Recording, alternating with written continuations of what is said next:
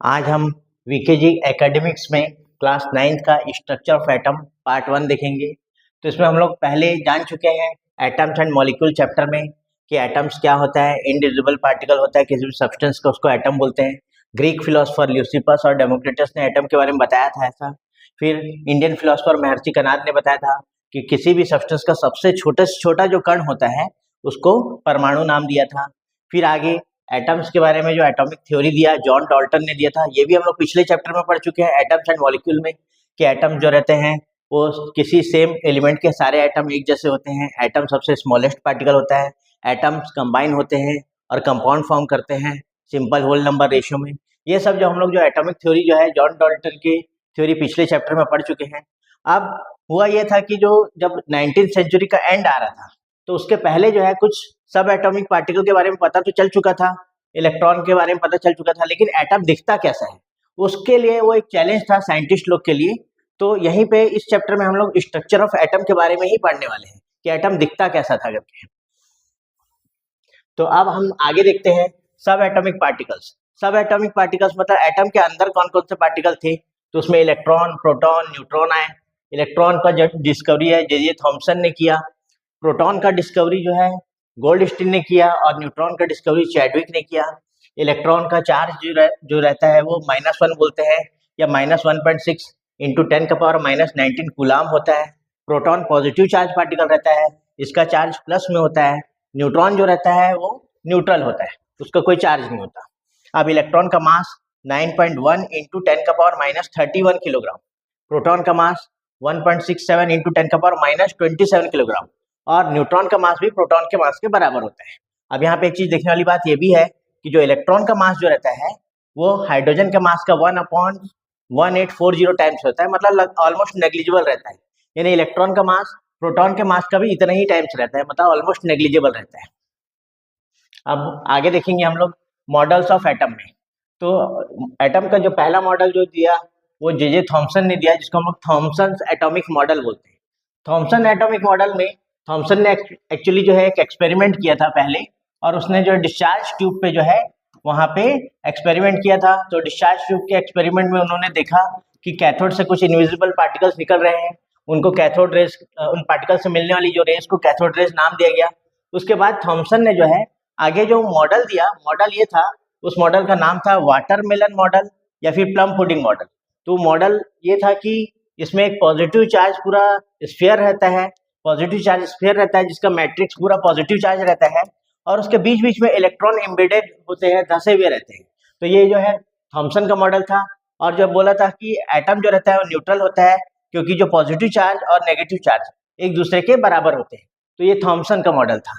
लेकिन फिर आगे फिर उसके बाद रदरफोर्ड का मॉडल आया।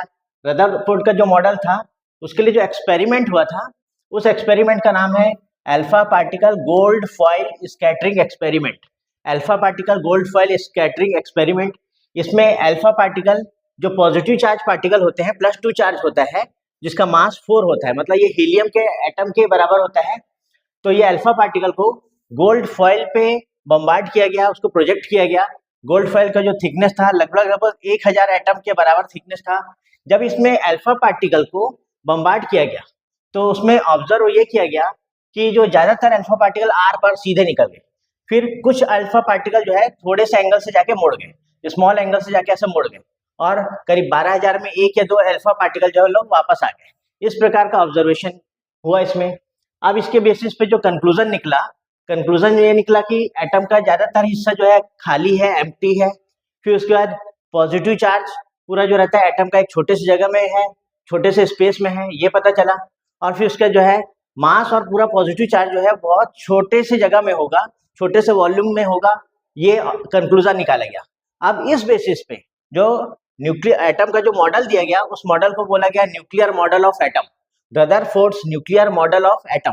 तो इसमें ये बोला गया कि जो पूरा पॉजिटिव चार्ज और मास एक छोटी सी जगह में है, एक छोटे से सेंटर में है जिसको न्यूक्लियस नाम दिया गया, और जिसका साइज जो होता है 10⁻⁻15 मीटर होता है। फिर ये भी बोला गया कि इलेक्ट्रॉन जो है न्यूक्लियस के चारों ओर घूमते रहते हैं सर्कुलर पाथ में, और साइज ऑफ न्यूक्लियस जो रहता है वो एटम के साइज की तुलना में बहुत छोटा होता है। लेकिन ये जो रदरफोर्ड का जो मॉडल था ये मैक्सवेल के थ्योरी के बेसिस पे ये रिजेक्ट हो गया, क्योंकि मैक्सवेल ने बोला कि अगर कोई भी चार्ज पार्टिकल अगर घूम रहा है, कोई भी चार्ज पार्टिकल अगर घूम रहा है, जैसे इलेक्ट्रॉन घूम रहा है, तो उससे एनर्जी निकलेगी, रेडिएट होगी, जिसके कारण वो चार्ज पार्टिकल जैसे इलेक्ट्रॉन है वो न्यूक्लियस में आके गिर जाएगा। इसका मतलब एटम जो है वो अनस्टेबल होना है करके, लेकिन एटम तो बहुत स्टेबल होता है। और रदरफोर्ड जो है एटम के स्टेबिलिटी के बारे में ये जो मॉडल जो है एक्सप्लेन नहीं कर पाया था, इसलिए रदरफोर्ड का मॉडल जो है वो फेल हो गया। ये रदरफोर्ड के मॉडल का एक लिमिटेशन था या ड्रॉबैक था। अब आगे आते हैं हम लोग। आगे जो है बोहर्स मॉडल ऑफ एटम था।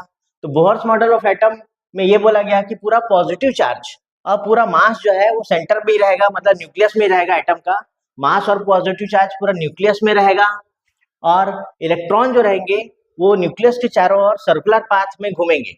लेकिन जो सर्कुलर पाथ में जो घूमेंगे वो डेफिनेट एनर्जी के पाथ रहेंगे, जिसको ऑर्बिट या एनर्जी लेवल बोला जाएगा, जिसको जो रिप्रेजेंट किया जाएगा के एल एम एन, इससे रिप्रेजेंट किया जाएगा। First orbit, second orbit, third orbit, इस प्रकार से रहेगा। और जब इलेक्ट्रॉन किसी ऑर्बिट में घूमेगा, जब इलेक्ट्रॉन किसी भी ऑर्बिट में घूमते रहेगा, तो वो कोई एनर्जी को एमिट नहीं करेगा। ये बोहर के मॉडल में था। इस तरह से जो है बोहर मॉडल ने जो है एटम की स्टेबिलिटी को भी जो है क्लेरिफाई कर दिया